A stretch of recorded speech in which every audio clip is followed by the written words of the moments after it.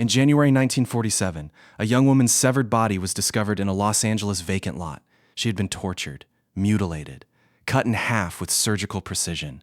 And for nearly 80 years, nobody has ever found out who did it. This is the story of the Black Dahlia, and why one murder has haunted an entire city longer than any crime in American history.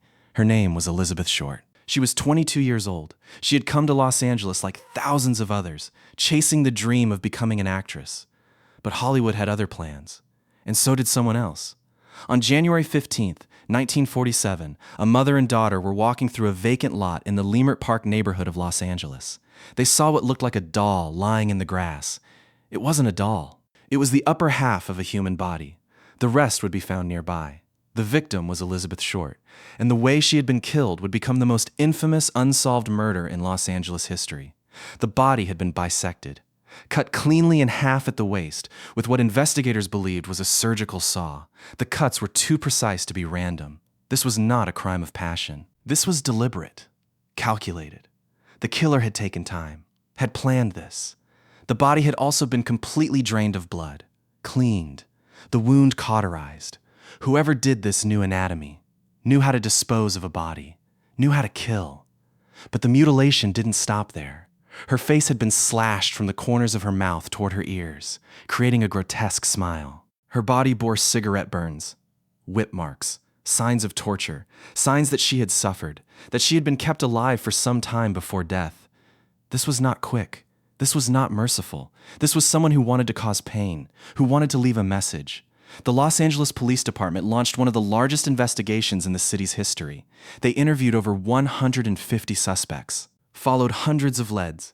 Some suspects confessed to the crime, then recanted. Some had evidence pointing toward them. Then it dissolved. In 1949, a man named George Hodel was investigated heavily. He had a surgical background. He had a basement that could have been used as a torture chamber. He had young women coming and going from his home at all hours. But nothing stuck. No evidence was strong enough. No case could be made. Dr. George Hodel lived in a mansion on Los Feliz Boulevard. Inside that mansion, according to witnesses and investigators, were things that would make your skin crawl. Hidden rooms, a soundproof basement, girls who came to parties and left looking traumatized, women who disappeared. But in 1949, before charges could be filed, Hodel fled the country. He went to Asia. He lived in Hong Kong, Thailand, Singapore. He was never prosecuted for Elizabeth Short's murder. But Hodel was not the only suspect. There was a man named Arnold Smith who confessed, who gave specific details about the crime, who seemed to know things only the killer would know. Then investigators found inconsistencies. His timeline didn't match. His details were wrong. He was released. There was a man named Jack Wilson, a surgeon, a man with the skills to make those cuts, a man with access to the tools, a man who knew people, who knew Elizabeth Short. But again, no evidence, no witnesses, nothing that would hold up in court. The case became famous for a reason beyond the brutality of the crime. It became famous because nobody could solve it. And it became more famous because of who Elizabeth Short was, or rather, who she was made to be by the media. The newspapers of Los Angeles created a narrative. They called her the Black Dahlia, a nickname that would follow her name forever. They told stories about her being a lonely girl, a tragic figure. They wrote about her beauty, her vulnerability, her desire to make it in Hollywood. And they wrote about her in ways that were more about the fantasy of who she was than the reality of who she had been. In 2003, retired FBI profiler John Douglas wrote about the Black Dahlia case. He examined the evidence, the mutilation pattern, the precision of the cuts, the drained body, and he concluded that the killer was likely someone with access to medical training, someone with a need for control, someone who wanted to possess and dominate, someone who was trying to prove something through the act of killing. The Black Dahlia case has never been officially solved, but there have been theories. In 2017, author Stephen Hodel, the son of George Hodel, published a book claiming his own father was the killer. He presented evidence. He presented a case.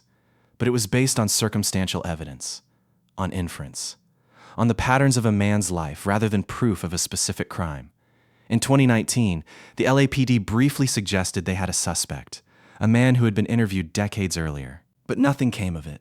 The case remains cold. Why does this matter?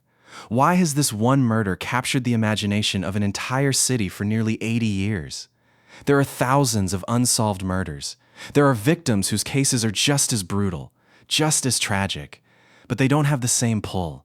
They don't have the same mythology.